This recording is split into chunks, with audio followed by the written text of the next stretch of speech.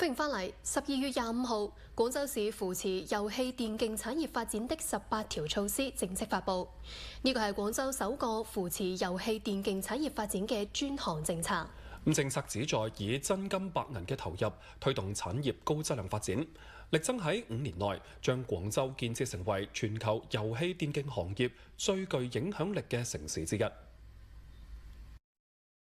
措施明確設立廣州市遊戲電競產業專項扶持經費，單個企業年度扶持資金總額最高有1000萬。對於重點扶持嘅遊戲選題，給予研發單位最高唔超過200萬嘅事前一次性補助。對於上線1年以上3年以下，具有強大文化傳播力同社會影響力嘅優秀遊戲作品，給予運營單位最高唔超過500萬元嘅事後一次性補助。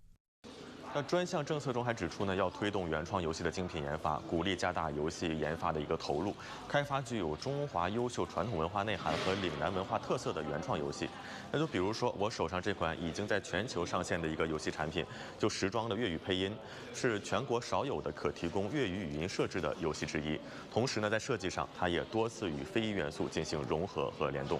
我們在2023年就曾經與潮秀國家級非遺傳承人聯動，邀請他們作為角色服裝的設計指導。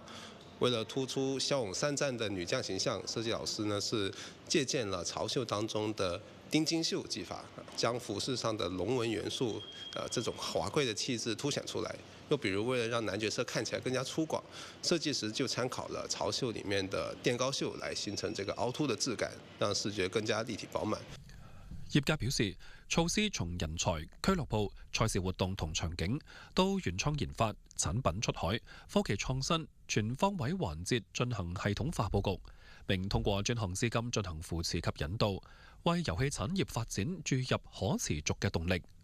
現在有很多的遊戲呢是很有潛質出海的，特別是有些中華文化的一些遊戲啊，全球同步上線，領先的腳步優勢也比較明顯，對產業的這個高質量發展呢，提供了一個更好的平台和基礎。而且我看到比較看重的還是一個遊戲電競產業的一個投資，就是以政府